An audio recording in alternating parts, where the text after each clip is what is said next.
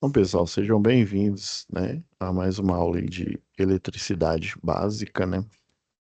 É, Bem-vindo aí, Renato, Valdeci, o outro aqui eu não sei quem que tá, parece até uma, uma inteligência artificial aqui, tem o nome AI, achei engraçado.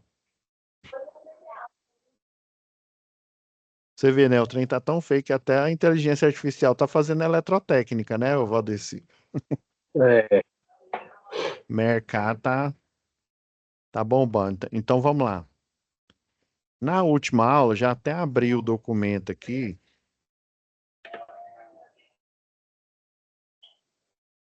compartilhar aqui a tela num primeiro momento, e depois a gente foca na atividade.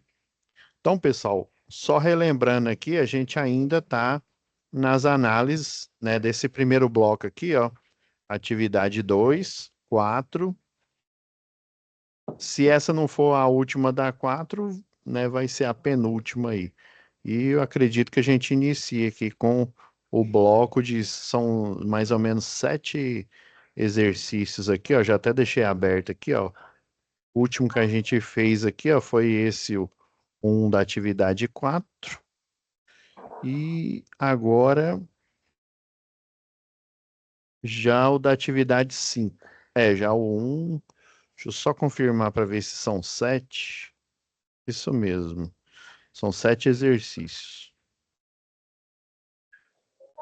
Então, na última aula, a gente falou, né, desse exercício aqui da atividade 4, né? Nós fizemos a análise, né?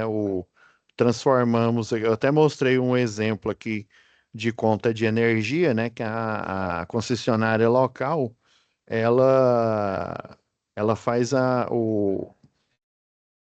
o faturamento, né? A cada pacote de quilowatt. Se você colocar watt, a gente fizer a conta, né? O que daria, por exemplo, aqui R$ 53, né? Ou, por exemplo, ele poderia dar 5.300, né? Facinho. Então, é igual a concessionária de água, né? A Saneago, ela cobra por cada metro cúbico, que dá 1.000 litros, né? Então, e como a água é um recurso aí, renovável, né? Ela cobra para te fornecer água potável, né, entre aspas, né, porque é bom, ela é tratada, né, mas é bom você, né, colocar em um filtro, né, pelo menos, né, ou aqueles filtros eletrônicos ou um filtro de barro. E ela cobra também, como ela é um recurso, né, renovável, né, e a água fica suja, ela cobra também para, se você gastou 1 metro cúbico, ou seja, 1.000 litros no mês, ela vai cobrar também para fazer o tratamento, né, desse efluente aí, desses 1.000 metros, ou 1 metro cúbico, que dá 1.000 litros. Então, o da água é uma cobrança dupla, né? Já o da energia, não, cobra o que você, pelo menos o consumidor, já fazendo spoiler para as outras aulas aqui, né? Quer ver, ó? Deixa eu. Não, não é isso aqui, não. Só fazendo um spoiler aqui, eu tava ministrando algo. Deixa eu só fechar aqui. Daqui a pouco eu abro o microfone se alguém tiver alguma pergunta, tá bom, pessoal? Deixa eu encontrar aqui o controle onde que é. Aí eu travo. Aí no final da aula, assim, se alguém tiver alguma dúvida, algum apontamento aí eu libero o microfone de novo, tá bom? Porque por padrão, quando ele está liberado, né? Quando mais um aluno ele entra, né? O microfone ele fica aberto.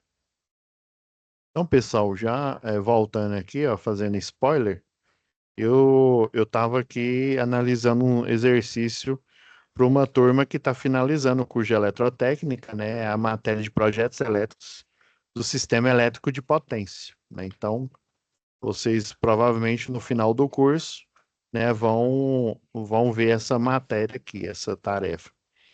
Então, esse aqui é um exemplo de projeto do sistema elétrico de potência aí de 4 quarteirões aqui. Então, a concessionária, normalmente, né, nós clientes comuns que não tem um transformador próprio, né, então, basicamente, a gente recebe energia direto da rede de baixa tensão, né? Mas para essa rede de baixa tensão ser energizada, ela vai vir de uma subestação, igual está aqui no projeto o tronco A, e esse tronco aqui, o de média tensão 13,8, ele vai desembocar em um transformador, né, um transformador de distribuição. Nesse caso aqui é o de 75. Já dando spoiler aí para a última UC, o padrão é 75 ou 150. Lá tem um errinho lá, mas vocês vão ver, né, e vocês vão corrigir lá na atividade de vocês, quando você chegar lá no módulo 3. Então, eu converto 13,8, né, para monofásico 220, né, e tensão de linha 380, né? E dessa conversão do secundário do transformador, ele vai. Estão vendo aqui, ó, que os postes, ó, isso aqui é a simbologia para um poste de seção circular. Aí geralmente você tem um identificador, esse número aqui, você digitando na concessionária de energia. A Equatorial já aparece lá na tela, né, geralmente é um engenheiro lá que fica na operação aqui da região aqui, né, Goiás, né? E com esse número aqui ele fala, olha, no endereço tal, na rua tal, tem um poste de seção circular de 9 metros que suporta essa carga aqui de 300, e nesse poste tem uma rede de baixa tensão. Esse I aqui, essa que parece um L, né? Na verdade é um I maiúsculo, né? Então é uma rede SI3. 3 é porque é um fim de linha. S é porque é uma rede de baixa tensão, secundária. E o I é porque é uma rede compacta, compacta não, desculpa, uma rede multiplexada. Já viram aquela rede que ela tem um neutro, ele é nulo, aí tem a fase A, fase B e fase C enrolado nela, em volta ali? Então, vocês vão ser capazes aí no final do curso de fazer essa identificação. Olhar essas letras aqui e identificar. Então, quando eu falo cliente comum, é esse cliente que ele pega energia daqui do secundário, a concessionária, né, e faz geralmente um ramal aéreo para esse cliente desse lote 8 aqui, ó, né, dessa área aqui de 225 metros quadrados, né? Essa potência alocada, depois, no próximo bloco de exercícios, a gente vai ver sobre circuitos de tensão e corrente alternada, aí vocês vão entender o porquê que está volt ampere e ainda é potência. Isso daqui é um cálculo, você vai entrar numa tabela, o projetista, né? E vai descobrir a demanda padrão para esse lote. E eu achei importante já dar um spoiler, né, mostrar o que que vocês, né, o que que aguarda vocês no curso, né, até para você, a gente faz esse tanto de exercício aqui, né, aí tem hora que às vezes, né, dependendo aí da teoria, fica meio sem sentido, né, então é necessário a gente fazer essa integração, né, mostrar o cálculo e você vislumbrar, né, em que você vai possivelmente aplicar aquele cálculo, né? No caso, esse aqui, o de energia. Então, toda conta de energia é potência em quilowatt vezes o tempo em horas. Aqui no exercício, ele pediu só para você colocar watt-hora e não quilowatt-hora, ok? Então, esse que foi um resumo do exercício anterior e o relatório, né? Assim como eu citei, você dá ideias aqui, né? Até eu já corrigi, se eu não me engano, acho que foi dois que já enviaram, dando ideias, né? De como, né, já que foi da forma decrescente aqui, ó, do maior consumo para o menor, né? Ideias como que você pode fazer essa economia de energia, né? Que medidas você pode tomar? Geralmente essas medidas elas estão no site da concessionária local. Ok, agora vamos para o primeiro bloco. Lembrando aqui, ó, deixa eu só mostrar aqui. A gente já terminou o bloco, a análise do bloco da atividade 2, que ela está em só um envio, né? Ela está nesse envio aqui, né? Vamos lembrar, ó, situações de aprendizagem, você vem aqui e quando você for enviar, você vai clicar aqui e são todos esses exercícios associados à atividade 02, 04 e 05. Então, atualmente, né, a gente já finalizou a análise da 02, do 04, e agora vamos entrar na reta final aí da análise para circuitos de tensão e, né, e corrente contínua, né, que são os últimos exercícios aqui. Ok, agora vamos a um foco aqui. Acredito que aqui vai ficar bom para a gente visualizar. Vamos focar agora só na folha aqui de atividade. Deixa eu minimizar aqui um bocado de coisa.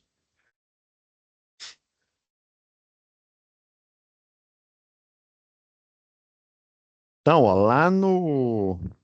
Deixa eu voltar aqui o compartilhamento. Eu tinha deixado aberto, ó. Ah, aqui, ó.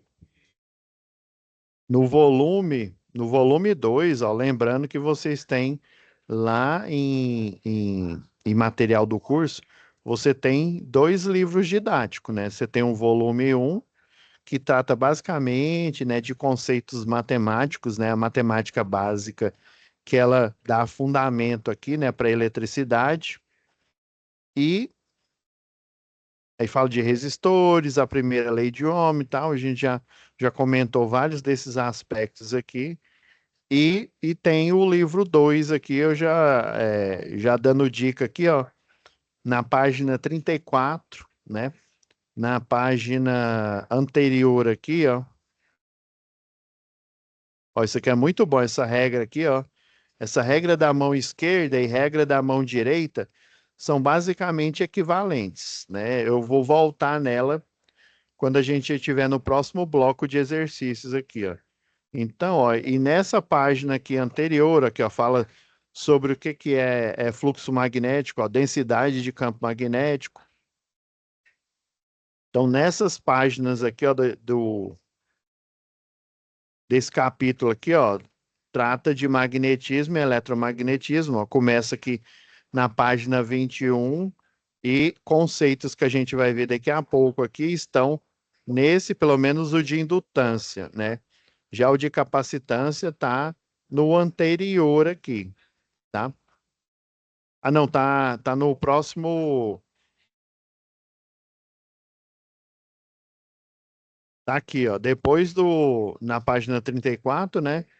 Já tá na página 35, 36 aqui lembrando, pessoal, é porque o arquivo, né? Ele tem mais páginas aqui e eles começam a contar depois, geralmente, né? Começa a contar depois do sumário do livro, né? Então, no livro mesmo está na página 34 aqui, ó. Conceito aqui de capacitância. Já deixei aqui para você lembrar onde é que está o conceito aqui, tá bom? Agora vamos focar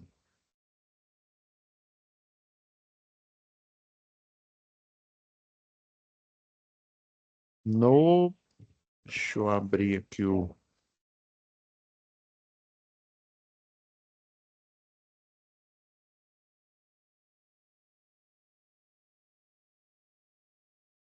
Só que pegar a referência. Aconselho vocês a fazer no caderno mesmo, né? Tem uns alunos que tiram a foto, né? E me envia no caderno. Vocês escreverem mesmo, né? Eu até, ó, utilizo aqui, ó. Quando eu preciso estudar, né? Utilizo. Vocês pegam um caderninho aqui, ó, e façam exercício, porque quanto mais você fizer ali, motor ali, né? Você pode até fazer digitando, mas vocês conseguem assimilar, aprender mais sem ser estar digitando.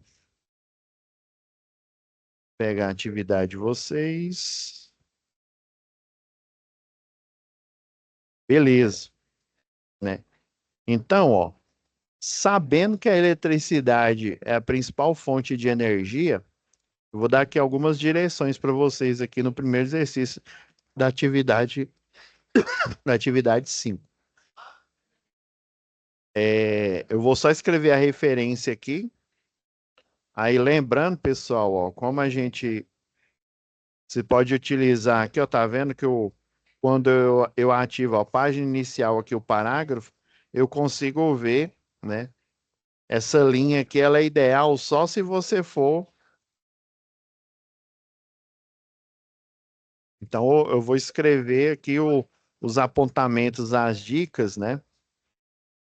Então, ó, sabendo que a eletricidade é a fonte principal de energia, né, para utilizar sistemas, né, de iluminação, geração, né, de força motriz, é usada também para gerar calor. Escreva o conceito de de quatro grandezas físicas elétricas, né?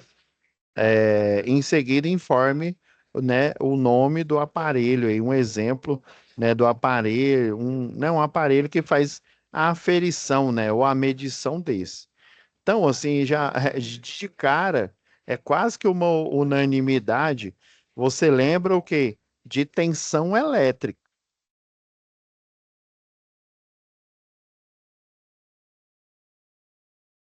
Então, uma ideia. Ah, professor, tem que escrever exatamente o que você está falando? Não.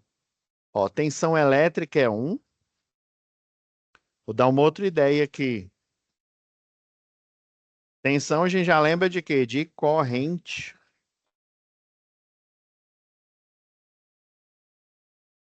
Corrente elétrica. Não vou escrever aqui, não. Eu vou falar do tópico aqui e dar uma ideia para vocês do que é. Outro aqui, né? Que é um dos mais comuns aqui. A gente lembra de resistência, né? Resistência elétrica.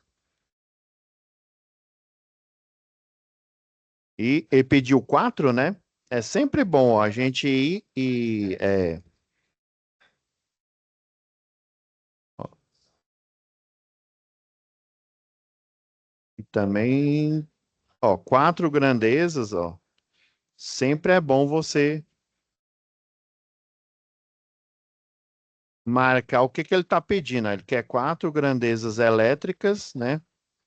E também ele quer que você informe o aparelho que faz essa aferição, né? Que faz essa medição. Outro que não é muito comum, né? Você pensar nele, mas a gente calcula demais. Inclusive, esse projeto que eu mostrei agora há pouco, né? Ele precisou demais para ser concebido dessa grandeza elétrica, que é a potência, né? Potência o quê? Tem potência mecânica, tem potência, né, térmica, né? O cálculo de potência térmica. Ixi, tem potência, assim como a energia, né?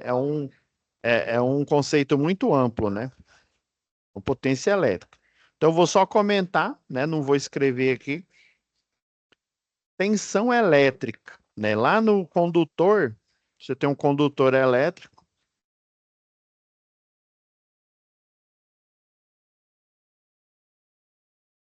Esse condutor, se a gente der um zoom nele, né?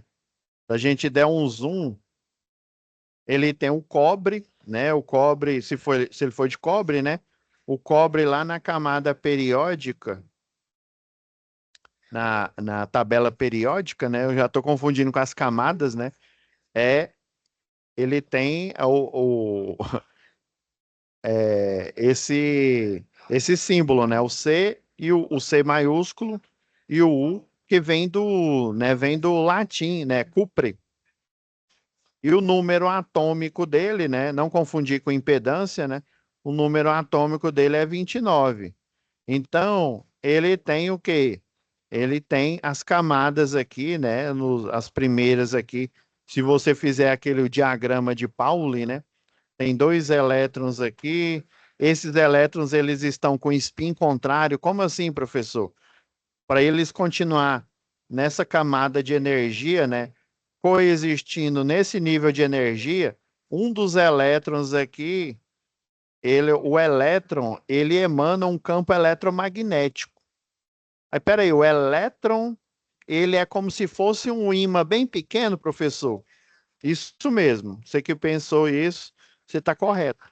Ah, então esse elétron, né, como se ele fosse uma carga, o pessoal da física chama de carga, faz de conta que esse aqui é o elétron. Aí o elétron sai dele um campo magnético. E tem duas linhas, né? Tem várias linhas de campo que saem desse elétron. Sai uma linha de campo, ó. Essa aqui é a linha de campo magnético. Várias linhas dessas aqui, ó, que saem, elas emanam, ou seja, elas saem do elétron e volta para ele mesmo, né? Você geralmente chama isso daqui de polo norte, da onde eu saio a linha, onde que eu entro a linha de campo magnético é o polo sul. Professor, então eu poderia dizer que o elétron ele é um ímã. Beleza. O pessoal da física, né, para a gente tá alinhado com o pessoal da física, eles chamam de o elétron de um ímã elementar. O ímã elementar seria, vamos dizer assim, em termos assim bem leigos, assim bem simples, melhor dizendo, né? Leigo não, né? A gente está aqui aprendendo. Em termos assim bem simples, ele é né? Ele é o menor ímã que existe, vamos dizer assim. E esse campo magnético ele ajuda nas ligações químicas aqui né, na ligação eletrônica. E para ele estar nesse subnível de energia K aqui, ó, que o diagrama lá, o Pauli, né? Acho que é Linus Pauling, se eu não me engano, o nome do cientista que elaborou essa técnica aqui, né? Aí você tem as camadas K, L, M, N, por aí vai. Ele postulou que para esses dois elétrons estarem nessa primeira camada, ele está com spin contrário, ou seja, esse primeiro elétron aqui, ele tá, vou até mudar a cor aqui, ó. Ele tá com polo norte aqui, por exemplo, e o outro elétron aqui, ó, com o azulzinho, ele tá aqui no polo sul. Então, o polo norte de um elétron, ele está interagindo com o polo sul do outro. Por isso que eles não se repelem e eles ficam ali naquele mesmo subnível, né? Subnível de energia, porque ele está na camada K e eles estão em um subnível ali muito perto, que é chamado de subnível S, né? Que seria o número atômico secundário. A camada é o número atômico primário, né? Esses dois elétrons estão na camada 1, né? O número atômico primário, o primário aqui ele é 1, o secundário ele é na camada, né? Aí você tem que ver, né? A S ela tem dois subníveis, né? Um dos elétrons está para um lado, né? Vamos supor esse primeiro elétron aqui, e o outro está para o outro lado. Quer dizer que o polo norte de um está virado para o polo sul do outro, por isso que eles estão nesse mesmo nível. E o Kiko, professor, e daí? Então, a eletricidade, ou seja, esse fluxo orientado, né? Fluxo orientado aí de elétrons, né? O que que é a corrente elétrica? É um fluxo, né, orientado de elétrons que vão de um potencial a outro. Você pode dizer que é um fluxo orientado de elétrons. Então, esse fluxo orientado de elétrons só é o elétron da camada, por exemplo, você tem 29, vai ser o 29º elétron, que está na camada mais externa. Então, esse 29º elétron, ele está saltando de um átomo de cobre para outro, e para outro, e assim por diante. Na hora que eu aplico uma diferença de potencial, né? Então, aqui eu tenho o potencial A, ele está interligado com o positivo de uma bateria, sei lá, de 9 volts. Então ele está aqui ligado no positivo da bateria de 9 volts e o outro extremo está ligado no negativo dessa bateria de 9 volts. Então eu tenho um potencial A e eu tenho um potencial B. O potencial está no positivo, o potencial B está no negativo. Aí essa DDP, né? Essa DDP aqui, ó, diferença de potencial entre A e B, vai ser a tensão elétrica a que esse cabo ele está aplicado.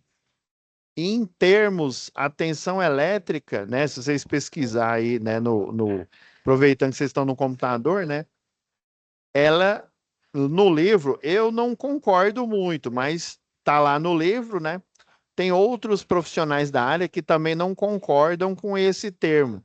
Lá no livro, né, no livro lá seja de instalações elétricas, de eletricidade básica, tanto no livro do segundo grau quanto no livro aí, né, do nível técnico, no livro aí, no nível superior, está falando que a tensão elétrica é a força que impulsiona os elétrons. Na verdade, assim, se você for esmiuçar, a tensão elétrica é um potencial de energia, que ele pode ser liberado ou não. Como assim, professor? Eu tenho uma tomada lá na minha casa, né? Você tem uma tomada aí na sua casa aí, ó. Aquela de 3 pinos.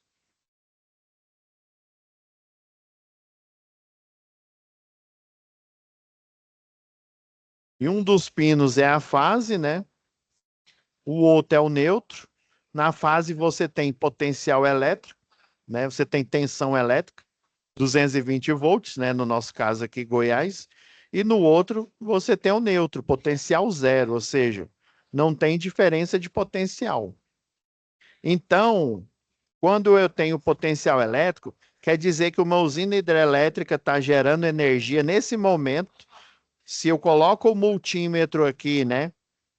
Coloco o multímetro no modo voltímetro. Ah, então, ó, o voltímetro é o equipamento que faz a aferição de tensão elétrica. Se eu coloco o voltímetro aqui, né? E se eu pôr só uma das pontas e não ligar a outra no neutro, não vai aparecer nada no visor. Você pode pôr aqui no neutro, né? E vai aparecer que tem 220 volts. Porque o multímetro, ele precisa fechar o circuito, aí tem uma resistência dentro dele que é chamada de resistência shunt ou resistência de desvio. Aí essa resistência de desvio é que vai consumir a energia para que na IHM lá do multímetro apareça 220 volts. Se eu não tiver um elemento que seja um elemento resistivo, né? Porque um resistor ele é pequeno, né? Dá para você colocar um arranjo, inclusive você coloca um resistor que ele é variável, chamado de reostato. Então esse resistor, ele vai compor dentro do equipamento, ele vai mostrar a tensão RMS. Mas daqui a pouco, né, na próxima aula, a gente vai ver o que que é essa tensão RMS. Por que que é tão importante a gente falar que ela é RMS e falar que a outra tensão é a tensão de pico, né, quando é circuito de tensão alternada, né? Então, a tensão alternada a tensão elétrica, desculpa, né? Lá no livro está falando que é a força que impulsiona os elétrons, né? Por que que eu não concordo? Porque quando eu coloco o multímetro aqui, só uma das pontas de prova e não aparece nada, aí eu tenho que colocar ou aqui no neutro ou aqui no terra para eu ter uma leitura, eu estou criando uma DDP.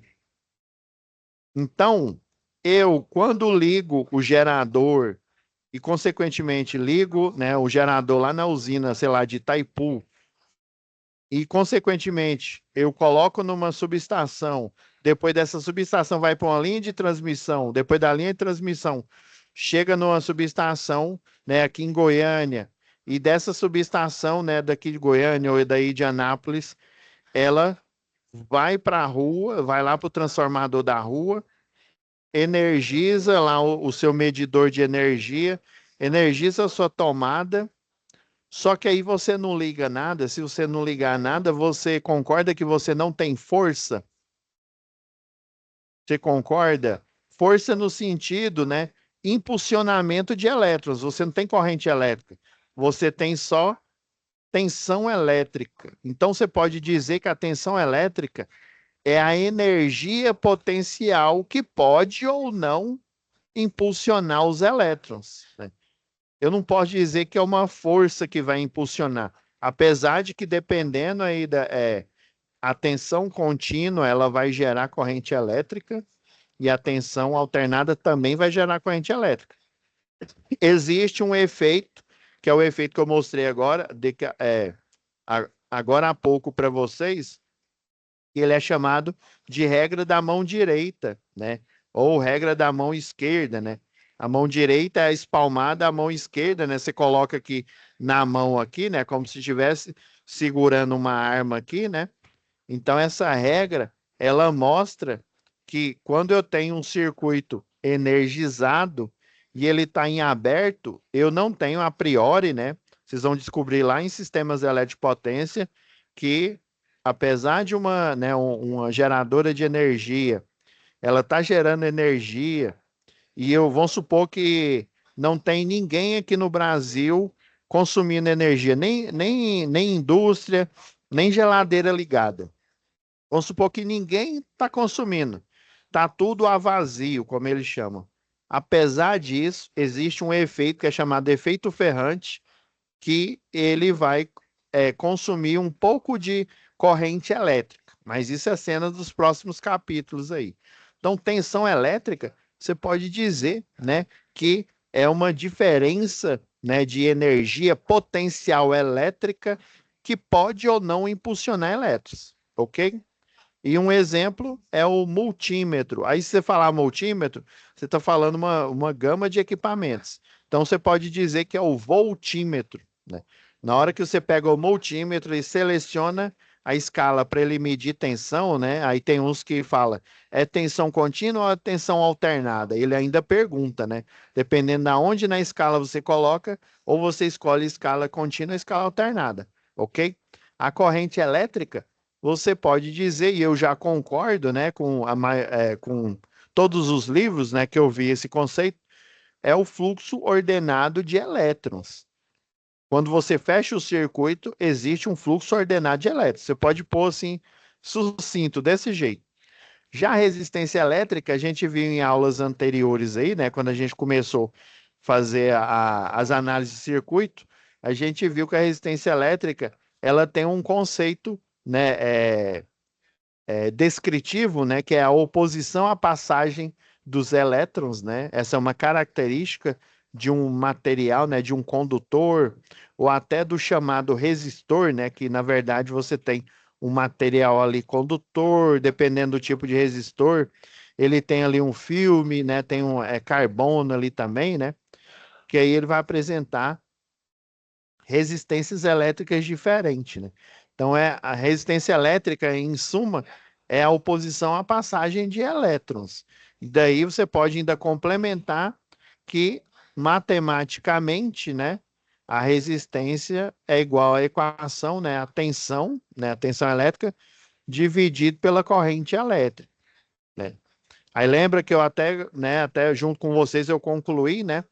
Eu concluí que a tensão, né, não eu, né, mas todo o físico, o George Simon, né, ele concluiu que a tensão é a corrente elétrica lá no experimento dele, né, ele pegou vários pedaços, né, de condutores, né, do mesmo material, né, e de vários tamanhos, aí ele percebeu, né, que que a resistência, né, mantendo a característica ali, né, que esse valor que ele chamou de resistência, né, no final, era a tensão, ela sempre aumentava quando eu tinha mais corrente elétrica. Então era tudo diretamente proporcional. Quando eu aumentava a corrente, aumentava a tensão, né? Ele aumentava a corrente. Quando eu diminuía a tensão, diminuía a corrente.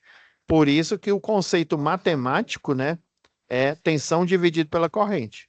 E o conceito descritivo, né, é a oposição à passagem dos elétrons.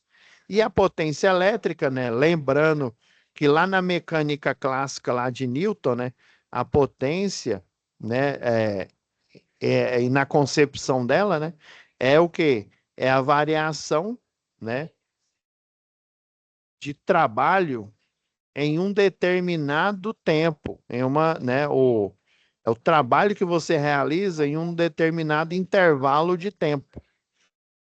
E esse trabalho aqui, né, na mecânica é conhecida como uma força aplicada, né, em um objeto, né? A gente tá pensando na mecânica para a gente se transportar para a potência elétrica, né? É a força aplicada em um determinado objeto, né, um determinado bloco, multiplicado proporcional, né, à distância que ele percorre. Isso aqui vai ser fundamental aqui. Daí, esse conceito aqui é o equivalente dele na elétrica, né? É a tensão. Deixa eu apagar aqui para a gente. É a tensão multiplicada pela corrente elétrica. Então, em um condutor aqui, ó, para um elétron que está na última camada aqui do cobre, ele viajar aqui, ó, para uma linha de campo aqui diferente da dele aqui, ó, para ele saltar de um átomo de cobre para outro aqui, né?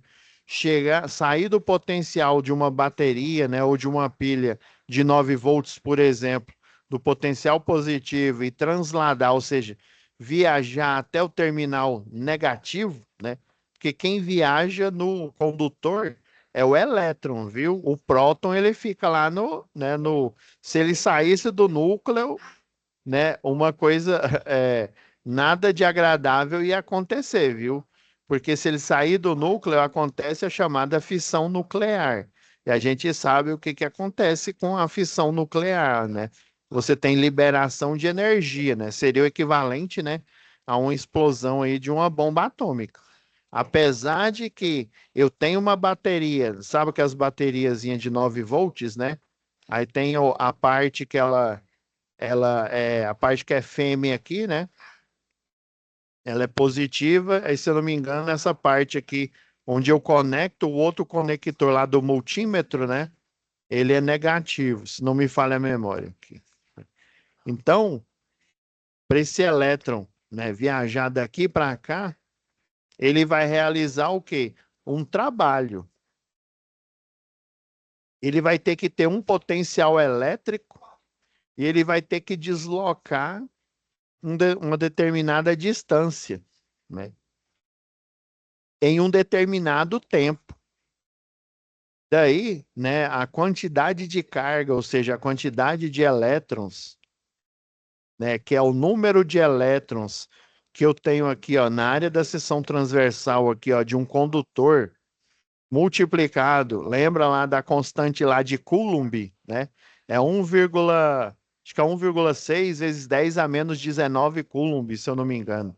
Então, essa quantidade de carga elétrica aqui, né?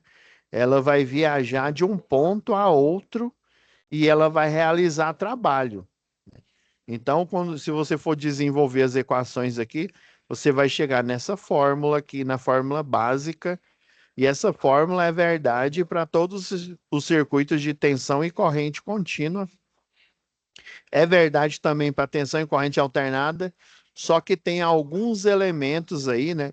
Quando a gente fala de corrente alternada, que a gente considera que é o fator de potência. A gente também pode considerar o rendimento. Aí o fator de potência, o rendimento aqui, ó, geralmente eu considero para uma máquina elétrica, o fator de potência eu considero, quando eu falo máquina elétrica, um motor, viu? Ou um gerador, um transformador.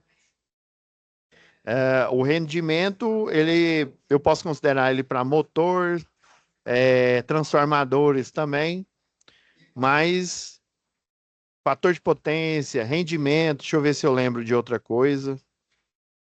Tem a corrente de partida, mas nesse momento agora a gente não precisa desse conceito não, né? Mas basicamente, né, a potência elétrica, né, é o trabalho elétrico que você faz, né? Ou seja, a quantidade de elétrons que você consegue deslocar, né, de um ponto a outro, né, de um ponto de potencial positivo para um ponto de potencial negativo, né? Aí por que que eu estava falando, né, por exemplo, o átomo de cobre, ele tem prótons, ele tem nêutrons, né? Ele tem um emaranhado aqui no núcleo dele, né? De prótons e nêutrons.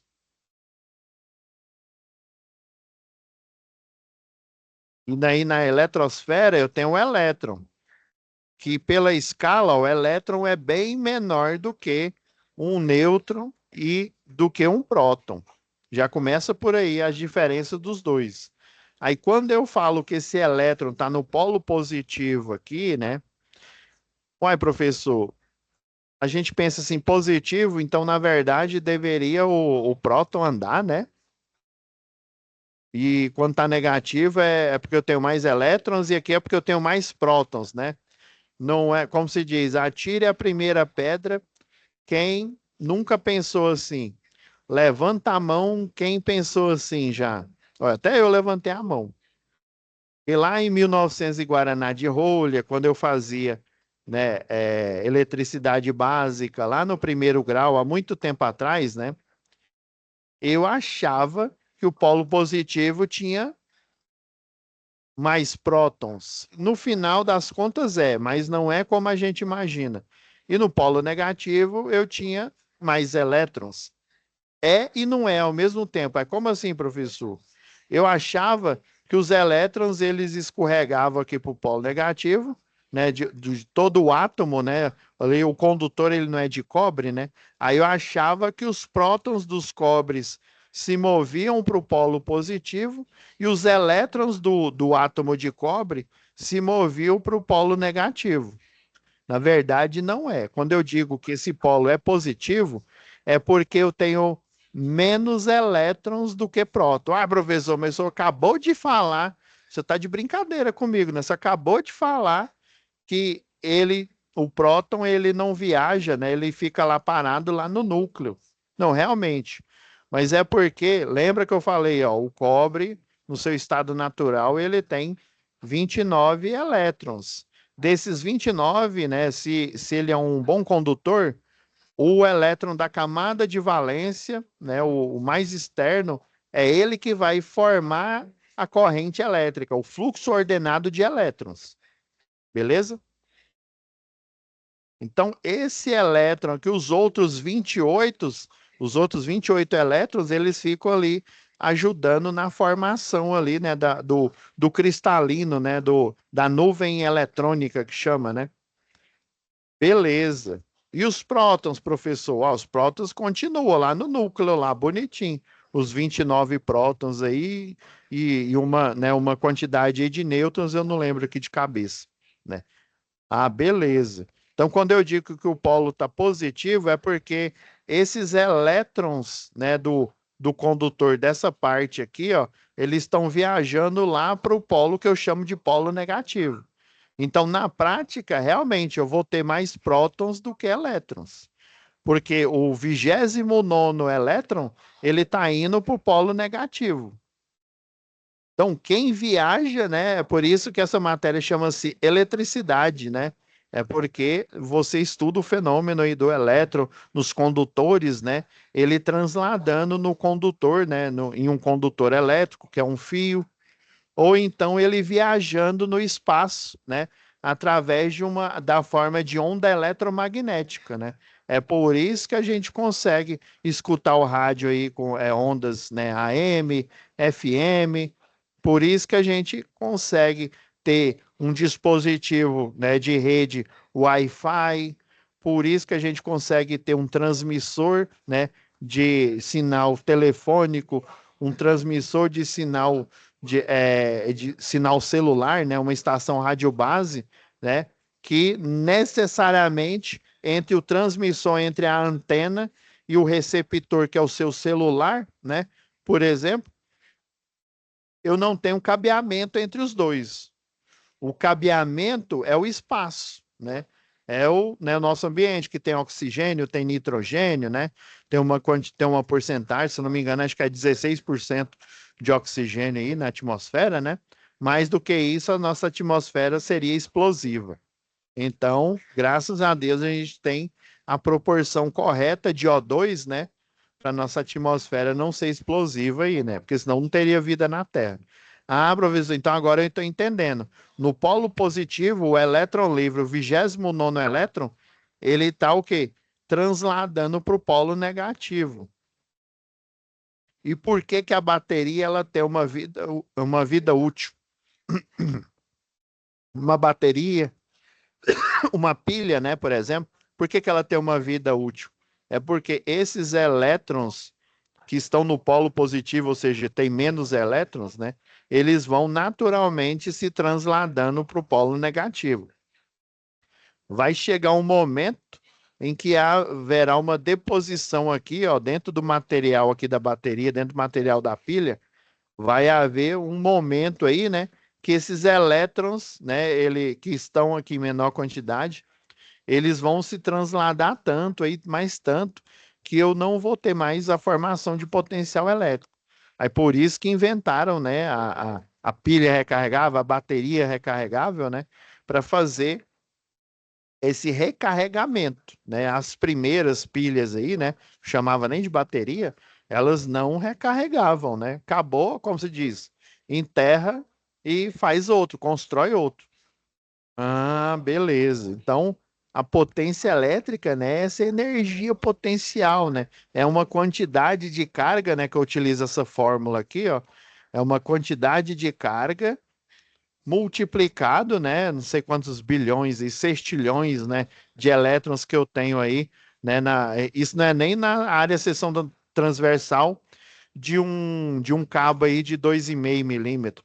Isso, essa quantidade imensa de elétrons, ela seria, né? Eu li um livro um tempo atrás aí, né? Que seria a quantidade de elétrons na cabeça de uma agulha. Tem tanto elétrons, né? Dependendo aí do material, né? Né, no caso aqui a gente está falando aqui do cobre, né? Tem tanto elétrons, né? É sextilhão. É um número, é um valor gigantesco. Se eu não me engano, é 10 vezes 9, 10 elevado a 29. Se não me falha a memória, esse número é um número gigantesco. Então, a potência elétrica, né, essa energia, né, essa quantidade de carga de energia elétrica, né, que é de potencial elétrico, que é convertida em trabalho elétrico, ou seja, convertida em corrente elétrica. Então, eu tenho uma quantidade de carga aqui que ela vai o quê? Se transladar, ou seja, ela vai viajar na forma de corrente elétrica. Então, ela vai fazer um trabalho que a gente chama de trabalho elétrico. Professor, e qual o equipamento que aferiria, né, a potência elétrica e apareceria lá na IHM dela, né, na interface, apareceria, sei lá, 200 watts aí, por exemplo, né? Esse aparelho é chamado de watímetro. Necessariamente, por exemplo, quando eu vou fazer algum trabalho, né? Ou um engenheiro, um eletrotécnico vai fazer um trabalho, geralmente nós levamos um multímetro, um detector de tensão, né? Daí o multímetro, quando ele é os modelos mais usuais, né, os mais baratos, eles não têm, né, dentro do leque dele um watímetro. São poucos, viu? E os poucos que existem, eles têm um valor assim meio que proibitivo. O valor é alto. Aí geralmente o watímetro ele tem modelos a 2 fios ou a 3 fios. Beleza. Então a gente fez como se diz, um apanhado geral aqui, né, dos conceitos aqui. Agora, ó, o item 2 aqui, ó, baseado nos seus conhecimentos, por isso que eu já passei a capivara aqui da é, do livro aqui, né? Lembrando aqui, ó, que é a página 34 e lá no livro tá falando que é a página 32. Página do arquivo é 34 e no livro é 32. Então, ó, baseado nos seus conhecimentos, assinale a única alternativa, né, que representa o comportamento dos capacitores em indutores. Então, é bom a gente, sempre quando você lê aqui, ó, você marca, ó.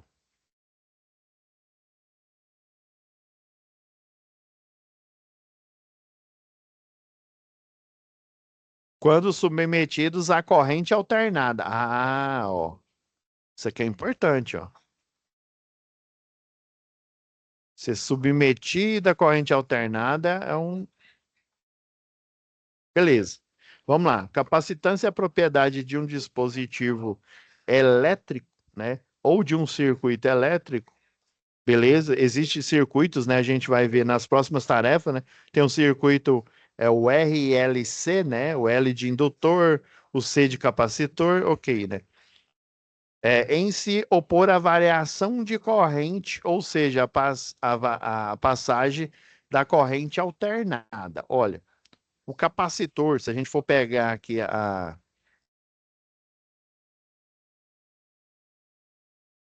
se a gente for pegar lá no nosso livro didático, ó, o conceito primordial dele, ó, o capacitor, a unidade do capacitor é o farad. Realmente o pessoal ou coloca um Fzinho, ou então escreve, ó, farad. É a unidade de medida da grandeza capacitância. Ele é matematicamente igual à quantidade de carga, né? Aí até o livro fala, eu tenho um corpo, né? Eu tenho uma esfera com elétrons. Se ela tem, né, um elemento químico, sei lá, uma esfera de alumínio ou uma esfera de cobre, né? Ela tem elétrons aqui, ok, né? Quanto maior se eu conseguir eletrizar essa esfera aqui, ó, quanto maior a quantidade de carga, ó, por que que eu estou falando isso? Ó? Maior vai ser o potencial elétrico acumulado nessa esfera aqui, ó. Eu posso aplicar isso lá na física, né? No experimento, eles utilizam uma esfera, né? Que chamam de esfera de Van de Graaff, né? Ou você pode, um capacitor, basicamente, né? Dependendo aí da arquitetura dele, né? Tem os capacitores cilíndricos, mas na verdade ele tem um filme. Aí esse filme ele tem, de um lado dele, né? Da polaridade dele, ele tem uma placa de metal e no meio ele tem um material, né? Vou até mudar a cor aqui. E tem um material isolante aqui, né? Que o povo chama de dielétrico aqui, ó. E o capacitor, quando você aplica tensão, né? Ele vai começar a acumular carga. Então, ele vai começar a polarizar. Basicamente, o capacitor, né? Em um lado, depois que ele foi carregado, né? Um lado ele vai ficar positivo e outro lado ele vai ficar negativo. Ele não vai fluir corrente elétrica, né? Igual fala aqui, ó. Se opor à variação de corrente elétrica. Na verdade, no capacitor nem corrente elétrica vai passar, para começo de conversa. Então, ele vai acumular carga, acumular portadores de carga. E outra, já que está falando que é corrente alternada aqui, ó, em circuito de corrente alternada, né? Quando eu pego uma fonte aqui, ó, uma fonte alternada, sei lá, 220 volts, e eu acoplo um capacitor aqui, ó, ele vai ter um comportamento diferente. Ele vai carregar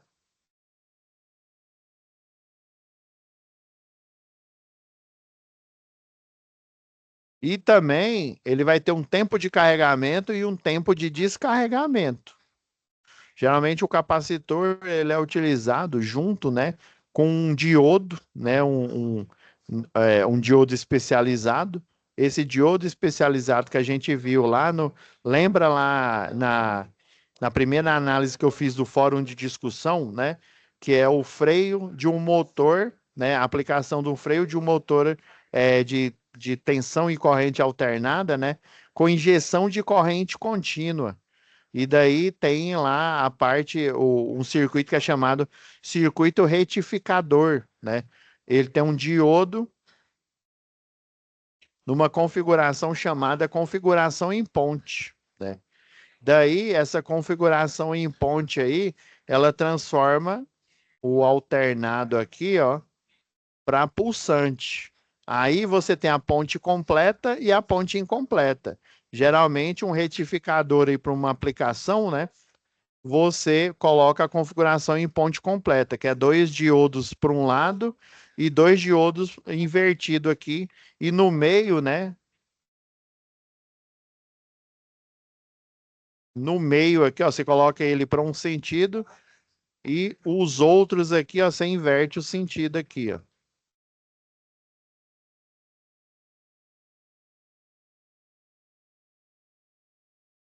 E no meio aqui, ó, você vai colocar a possível carga, né? A possível alimentação. E daí, ó, só de você fazer isso, a gente viu que ele vai ficar pulsante, né? Para eu transformar ele em corrente contínua, eu vou precisar acoplar um capacitor aqui, ó. Eu venho, coloco um capacitor aqui em paralelo, ó. Dependendo da capacitância dele, ó. Dependendo dessa capacitância, ele vai, deixa eu aumentar aqui o gráfico aqui, ó. Ele vai carregar e daí quando ele chega no pico aqui, ó, ele demora um pouco, ele descarrega, dependendo da capacitância, aí ele nem para, ele não termina de descarregar e daí ele vai carregando novamente. Depois, dependendo do nível da capacitância, né? Aí tem o tal lá, né? Que é uma variável que é ela define lá o tempo de carregamento e o tempo de descarregamento de um capacitor, dada a sua arquitetura, ou seja, o seu tipo de montagem. Que tem vários tipos de construção de capacitor, viu? Para várias aplicações, por exemplo. Então ele carrega na primeira vez e aí ele deveria descarregar. Como ela é alternada aqui, ó, ele muda a polaridade, né? Vai mudando a polaridade, não dá tempo dele descarregar novamente. Daí ele na frequência, né, no nível de frequência que ele tá, né? Só de você fazer a retificação aqui, você numa frequência de 60 Hz, você já vai dobrar ela para 120, né? Mas isso quando você fizer uma configuração dessa, em ponte completa, né? Tá? Fosse ponte incompleta, aí mantém os 60 Hz, né? Então você já tem um dobro aqui de frequência, né? E daí ele carrega, só que ele vai alternando, né? Como ele não é uma pilha, né? Não é uma bateria que tem polo positivo e polo negativo, ele não deixa ele carregar totalmente. Ele vai carregar e ele vai ficar cheio de carga. Só que em tensão alternada, né? Ele carrega, ele lota a carga dele, descarrega um pouquinho e aí depois com esse cambiamento aí, né, de polo positivo e polo negativo, ele só descarrega um pouco, como é muito rápido, aí ele carrega novamente. Aí depois ele descarrega porque ele vai mudando a polaridade. Se eu mudo a polaridade, ou se eu apenas carregasse ele e depois fechasse o circuito, aí ele iria levar um tempo para ele descarregar e daí ele iria descarregar totalmente. Mas como eu estou em corrente alternada, né? Ele fica carregando e descarregando, e daí essa impressão de carregar e descarregar, o tempo é tão pequeno que aparentemente a tensão ela na corrente, né? E a tensão ela fica contínua. Ok, então isso daqui, ó, esse conceito é errado, né? Ela não é, né? Ela não se opõe. Vamos para o próximo aqui, ó. O indutor tem como propriedade básica, né? A oposição que manifesta variações de tensão. Não, o indutor já é diferente, né? Ah, detalhe. O capacitor, ele é chamado, né? O apelido dele em circuitos eletrônicos, ele é chamado de fonte de tensão. O capacitor, depois dele carregado, ele apresenta um sinal lá. Se você só fazer a aferição e não descarregar ele vai apresentar num circuito eletrônico, por exemplo, né? De tensão e corrente contínua, ele vai apresentar um nível de tensão, por exemplo, sei lá, 10 volts. Daí, quando você faz a aferição, você pensa que é uma alimentação, né, que vem lá da fonte, né, da fonte do aparelho, mas na verdade é o nível de tensão que ele carregou. Por isso que não é a variação à corrente. Aqui vai, né, vai carregar e descarregar o nível de potencial elétrico, viu? Aí o indutor, ele já é diferente, né? O indutor, eu tenho um fio, né? Aí esse fio, se eu der uma volta nele aqui, ó, eu chamo de uma volta de uma espira. Aí a partir de uma segunda volta aqui, ó, eu vou falar que eu tenho duas espiras e por isso eu já tenho uma bobina com duas voltas. Quanto mais volta eu der, maior vai ser essa bobina. Maior vai ser o número de voltas e maior vai ser essa bobina. E quando eu faço isso, eu tenho que ter o cuidado desse pedaço de fio aqui, eu manter a isolação elétrica de um condutor aqui, ó, em relação ao outro. Seja eu dando um espaçamento, né? Eu pego, ó, por exemplo, aqui, ó, o metal aqui desse caderno. Ó, o metal desse caderno aqui, ó. Vocês estão vendo o enrolamento dele, né? Que ele está separado. O indutor, eu posso fazer esse enrolamento e separá-los fisicamente, ou seja, eles estão distantes um do outro, e eu posso mantê-lo eles junto, só que com uma proteção, né, uma resina, ou até mesmo a parte de polímero, né, de um fio, né, eu posso pegar um fio, fazer um enrolamento e criar uma bobina. A característica da bobina é você ter um enrolamento, e esse enrolamento se ele tiver fisicamente um junto encostado no outro, ele tem que ter isolação. Se ele tem isolação, eu tenho a chamada bobina. Aí daí, professor, e o Kiko?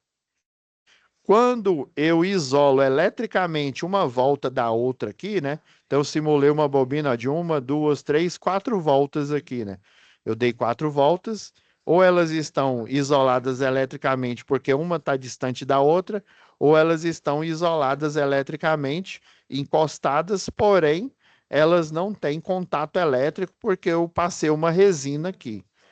Se eu não tivesse feito isso, eu tivesse encostado e não tivesse passado uma resina, a corrente elétrica ela iria passar assim, ó, diretão. Deixa eu até mudar a cor da corrente elétrica aqui. Ela ia passar direto. Se ela não tivesse isolado, aí eu não poderia dizer que essa é uma bobina. No máximo, eu poderia dizer que é uma bobina que está queimada, que não funciona mais. Agora, se eu isolar esse encordoamento, esse cabo aqui, seja com uma resina, que é o que acontece na maioria dos indutores aí que compõem a construção de motor, sei lá, de corrente contínua, motor de corrente alternada e por aí vai.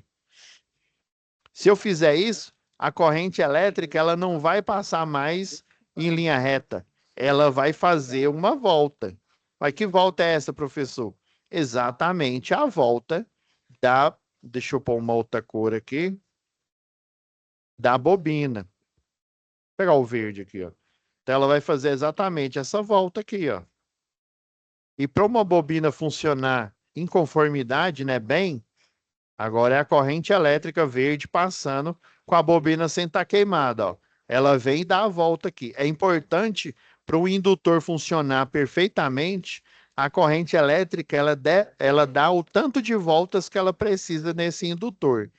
Porque aí, quando, por exemplo, quando a corrente passa em linha reta, o campo magnético ele vai ficar só em volta aqui, como se essa bobina fosse um fio mesmo. Só um fio todo enrolado. Hum. E quando eu passo, no caso aqui da corrente elétrica verde, que a bobina está funcionando de maneira correta, professor, vai haver a formação de um campo eletromagnético. E ele vai ter mais ou menos esse desenho aqui, ó.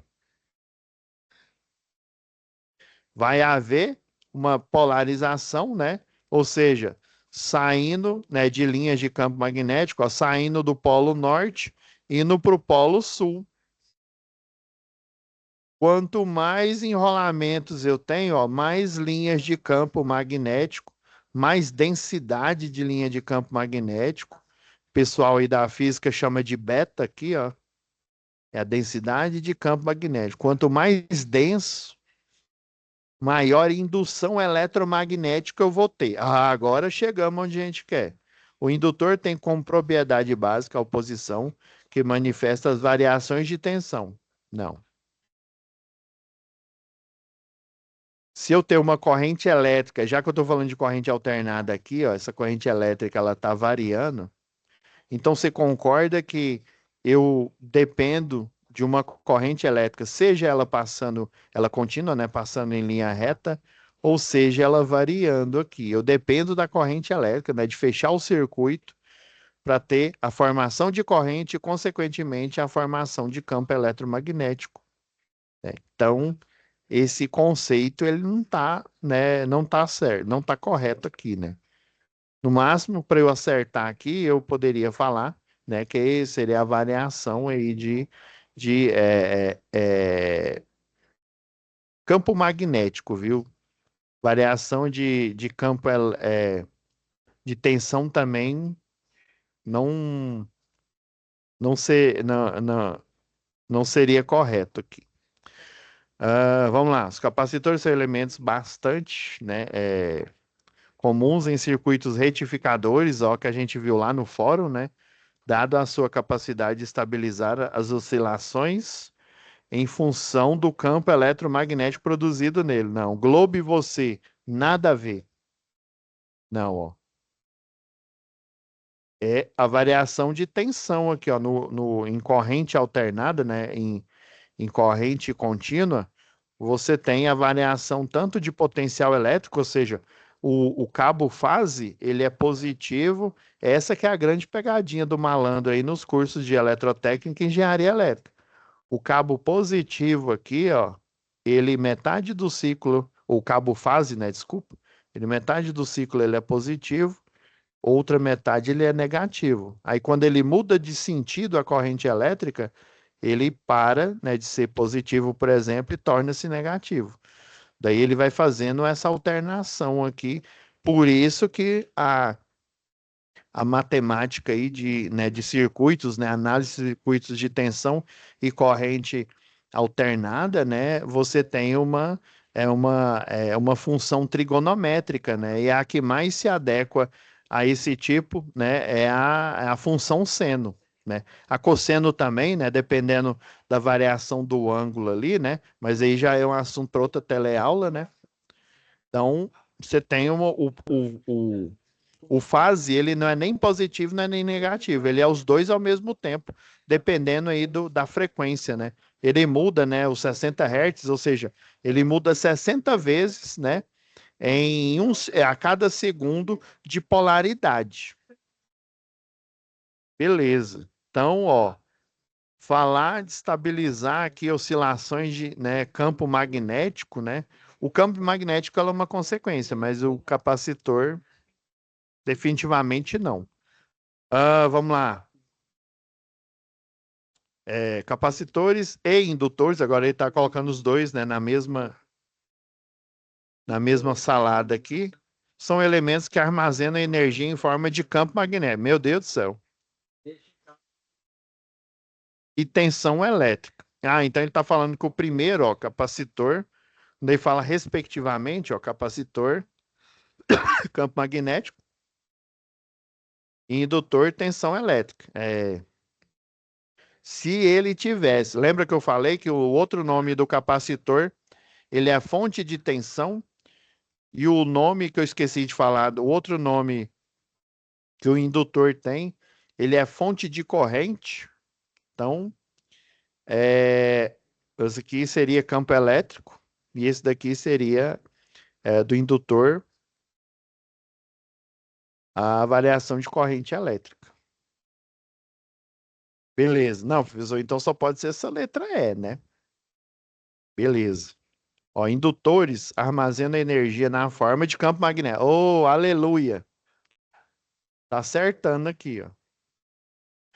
Tá vendo? Por que que o indutor ele tem que ter voltas e por que que as voltas têm que ser eletricamente, eu não estou falando, né, fisicamente, são eletricamente isoladas umas das outras, ou seja, a espira 1, a espira 2, a espira 3, a espira 4, elas não, elas têm contato mecânico ou estão separadas, né?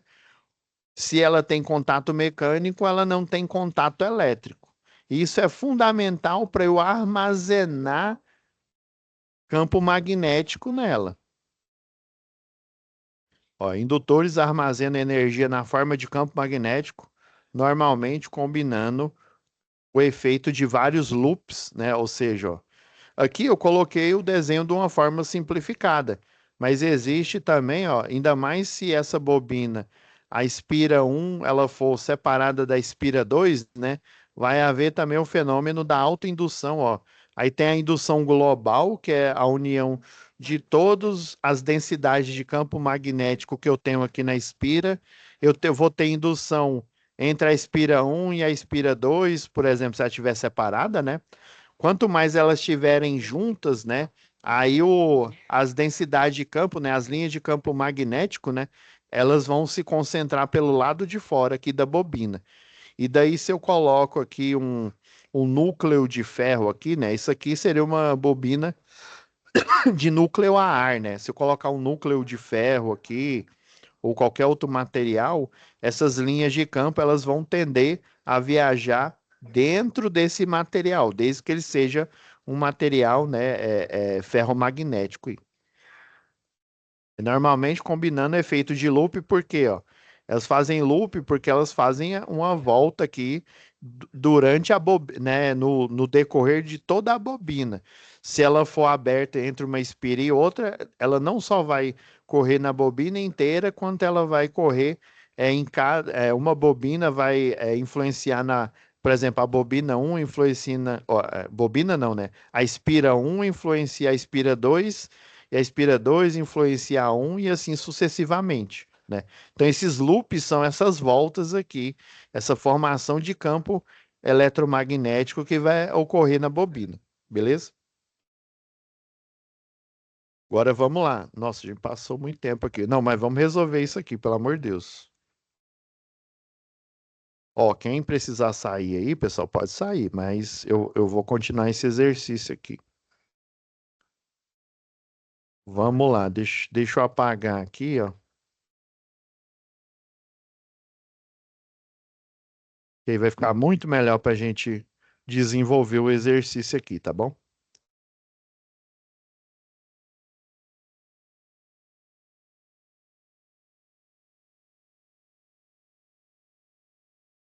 Então, aqui, ó, circuitos a seguir, né? O A e o B aqui, ó, são os circuitos, né? São conhecidos como misto, porque eu tenho o quê, ó? Eu tenho associação em paralelo, né? Depois que eu resolvo essa associação em paralelo, eu tenho também série.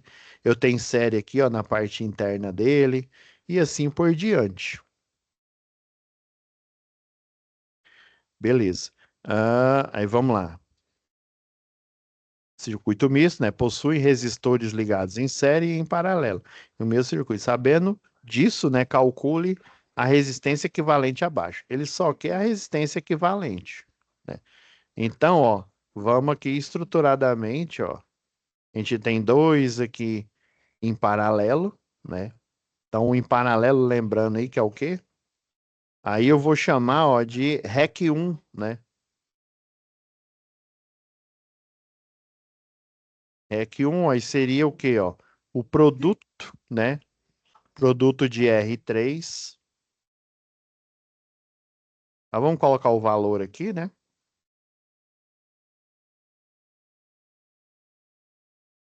Então, o produto de R3, ó, que é 60 ohms, vezes 100 ohms. Se fosse igual, né, já daria metade aqui, ó. Dividido por 60 mais 100.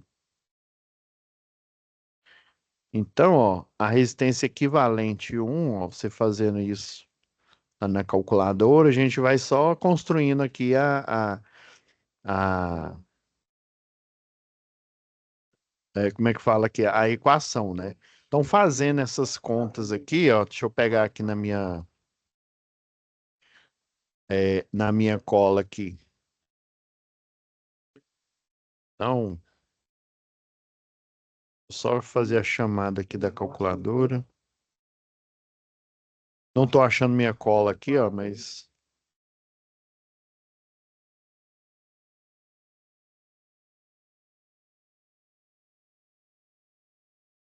quer ver? Esqueci que vocês não estão vendo, né, a calculadora, né? Calma aí. Deixa eu compartilhar aqui.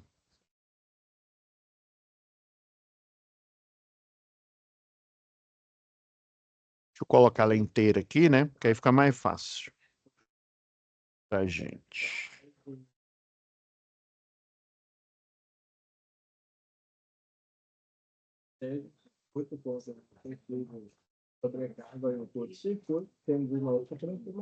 Ou agora a tela inteira, que vai ser mais interessante pra gente aqui, tá? Cadê a calculadora? Ah, eu achei que eu tinha apagado aqui. Então aqui, ó, vamos lá. Então, ó, produto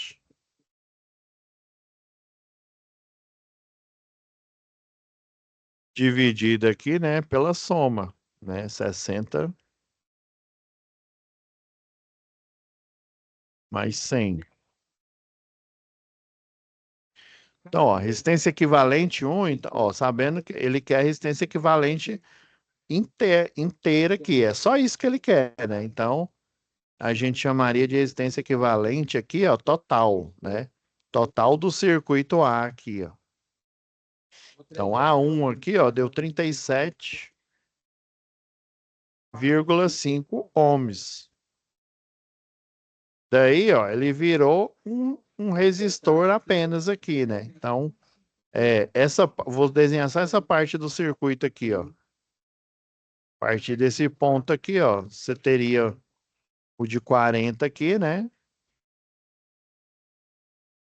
O R7 aqui, que é o de 25, já vou pôr o valor aqui logo, 25. E aqui, ó, se formou o equivalente, que a gente chamou de equivalente 1, ó, de 37,5 ohms. E aqui a gente tem o restante do circuito, ó, que é essa parte aqui, ó. Só para vocês entenderem. Ah, professor, então agora, ó, vai ser o resistência equivalente 2 aqui, ó. REC 2 seria o quê, ó? O REC 1 mais, eles estão em série, né? Então, é o R7, só para a gente ter a referência aqui, ó. É o 25, né? O de 25 ohms, mais o resistor equivalente 1 que a gente acabou de fazer, ó. 37,5. A gente poderia fazer uma fórmula geral? Poderia, mas, né, aí vocês perderiam os detalhes aí do exercício. Então, a gente pega, ó, aqui, ó. Oh, foi mal. Vou aproveitar aqui, ó, o 37,5 mais 25, que deu, ó, resistência equivalente 2, 62,5 ohms. Ah, beleza, professor. Então, no próximo estágio aqui, ó, do, do circuito aqui, ó, eu teria o mesmo R2 aqui de 40 aqui, ó.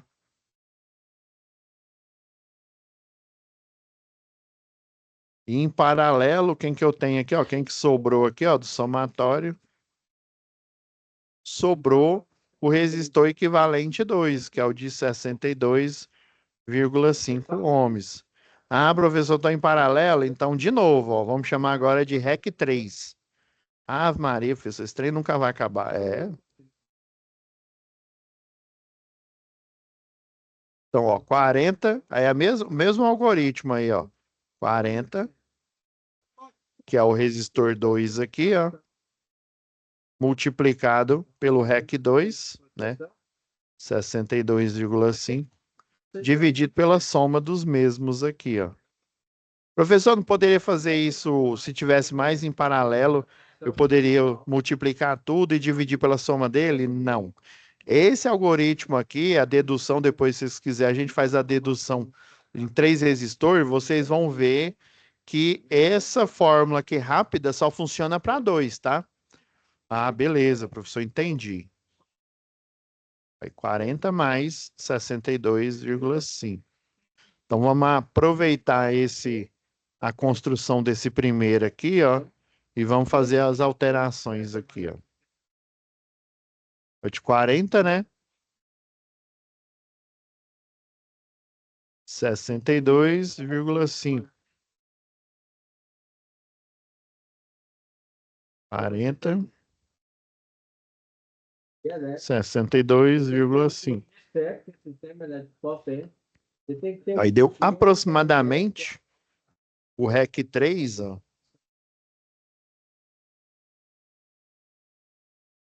Se a gente for aproximar aqui, ó, uma casa depois da vírgula aqui, ó, já que a gente utilizou uma nesse primeiro aqui, ó, lembrando, se fosse lá, inclusive saiu, viu, o concurso, a empresa de pesquisa energética, né? A gente usaria uma forma de fração. A gente primeiro iria ver se dá para representar por uma fração aqui, né? Aí, em vez desse valor, com caso depois da vírgula, se você deixar a fração, o resultado, né, lá no programa daria melhor do que um em ponto flutuante, que é igual a esse daqui, né? Então, ó, vamos pegar uma casa depois da vírgula. A regra da aproximação, ó, se o segundo valor aqui, ó, você quer para uma casa depois da vírgula, né? Ele for maior do que 5, aí eu tenho que mudar para o próximo algarismo significativo. Então, dá o quê? 24,4 ohms. Essa aqui é a regra da aproximação. Professor, e se eu truncar? Eu já ouvi esse termo. Truncar é simplesmente você ignorar o 9 aqui, aí ficaria 24,3. Porém, o erro seria maior, viu? Ok, vamos lá. Ah, professor, agora sobrou o quê, ó? Sobrou esse circuito aqui, essa parte aqui, ó. Sobrou o REC 3 aqui, ó, o 24,5, ele em paralelo aqui, ó. Esquece esse outro lado aqui, ó, só para vocês entenderem aqui, ó. O REC 3, aqui é o REC 3, ó. Se eu fosse desenhando, né, sucessivamente aqui, ó, depois, ó, aí peguei, ó, 40 em paralelo, né, esse daqui em paralelo com o resultado desse outro aqui, ó, deu o REC 3, que aí sobrou ele em paralelo com R1. E daí aqui, ó, para a gente não perder aqui vamos dizer aqui o fio da meada, ó, a gente pode fazer, ó, chamar de, sei lá, de REC 4 a resistência equivalente desses dois aqui, ó, já que eles estão em série, né? Então vamos chamar aqui, ó, fazer um cálculo paralelo aqui, ó, de REC 4, ó. Então ficaria o quê? 20, já que estão em série, né? A soma algébrica, né? Dos dois resistores aqui, ó, mais 48, né? Então, dá 8, né? E 4 e 2 dá 6, né? Então, daria 68.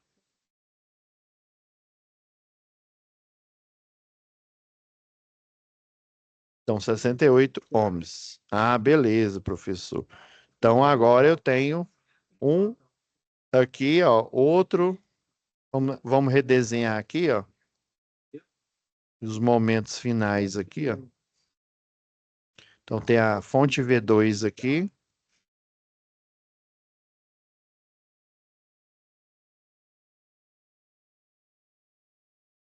Eu tenho o R6 aqui, ó, o de 65 aqui. Eu vou ter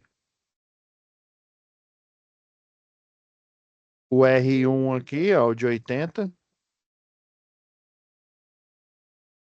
O REC 3 aqui, ó, que é de 24,4 ohms. Esse aqui é o REC 4, né, que é o de 68, que a gente acabou de somar aqui, ó.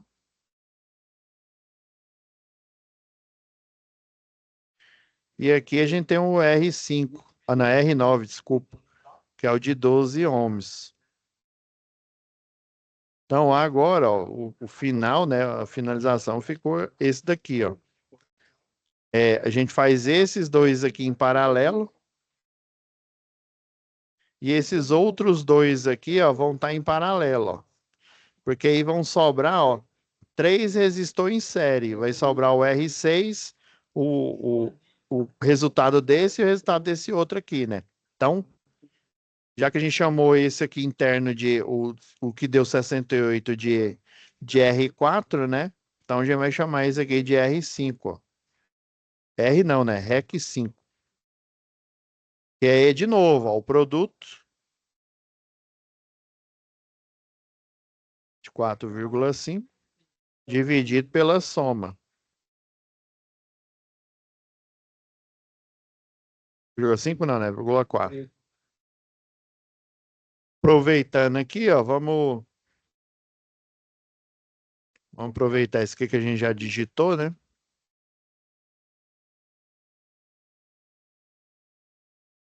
Então, 80.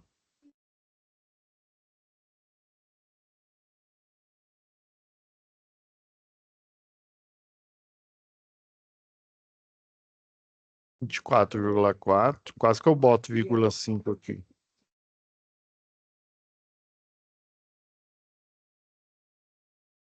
Nossa, o delay do programa tá alto demais.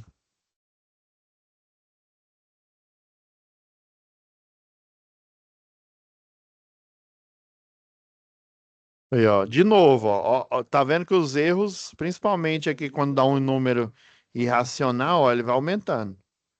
Aí, ó, 18, vamos, já que a gente colocou para uma casa depois da vírgula, ó, tem o 9, é maior que 5, então é 18,7 ohms. Beleza. E esse outro aqui, professor?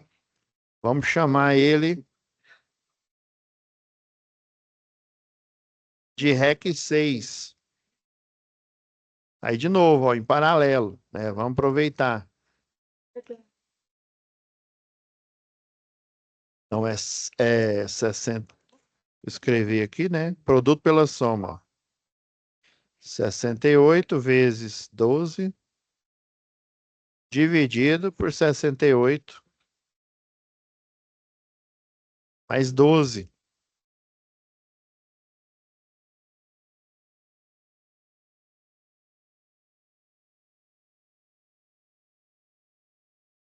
Sessenta e oito, né? Da norma técnica, né? Para o novo conhecimento, Vezes 12. elétricas em alta tensão. Ao cliente tal, tal, tal, tal, tal. De acordo com as orientações do desenho anexo 2 da Vai dar o REC 6, né? 10,2 ohms. Então, ó, finalmente, né, a gente tem a fonte de 100, 100, né, 100 volts. Tem o resistor 6, que é de 65. A gente tem o REC 5, que deu 18,7. E a gente tem, se eu manter aqui a caneta a caneta virtual aqui no papel, ele transforma numa linha. O REC 6, né, a resistência equivalente 6, que é 10,2 ohms, né? Então, é a soma algébrica, né? O 65 mais 18,7 mais 10,2. Então, a letra A, né, a resistência equivalente, né? Resistência equivalente total, ó, da letra A, deu 93,9 ohms, né? Ah, professor, o meu deu um pouco diferente. Talvez tenha dado por conta aqui, ó, do número racional. Às vezes você considerou duas casas depois da vírgula, ou às vezes você considerou todas, né? Teve um que eu corrigi aí que ele considerou todas, de boa, né? Tá certo. Isso aqui é só porque eu considerei uma casa depois da vírgula. Pode ser que dê diferente, tá? Então, ó, o mesmo, a letra B aqui, né, é o mesmo raciocínio, né? Esse daqui é até relativamente mais fácil, ó. Faz esses dois em série, mais esses 3 aqui em série, né? Esse outro aqui em série, esses 2 aqui, ó, cada um dos 2 em série vai virar um em paralelo e no final das contas vai finalizar em 1, 2, 3, 4 resistores em paralelo aqui, tá? Aí na próxima aula, como já passou aqui do horário, se vocês quiserem, né, a gente vê até isso. Deixa eu liberar aqui o áudio para alguém fazer perguntas. Se alguém tiver com dúvida aí, só liberar aqui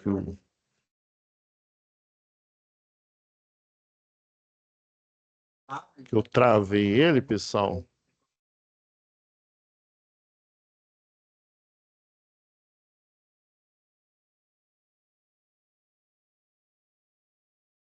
Ó, destravei, galera. Tem alguma pergunta?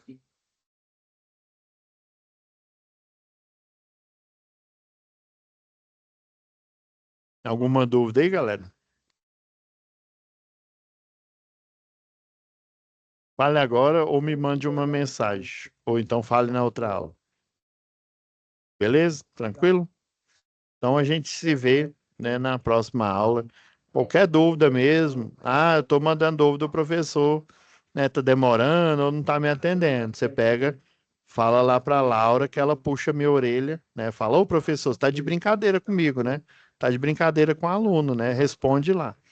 A fala com a Laura, que é muito mais fácil, né? Porque ela tá aí nos grupos aí com você e eu não tenho acesso aos grupos aqui, né? Só tenho acesso aos alunos aqui na plataforma, tá bom? Se tiver, o professor tá demorando, pede para a Laura já entrar em contato comigo que ela já pega e fala qual que é o seu pedido, tá?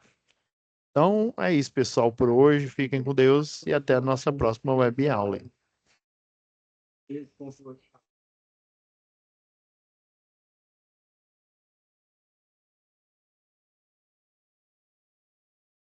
Para a nossa gravação.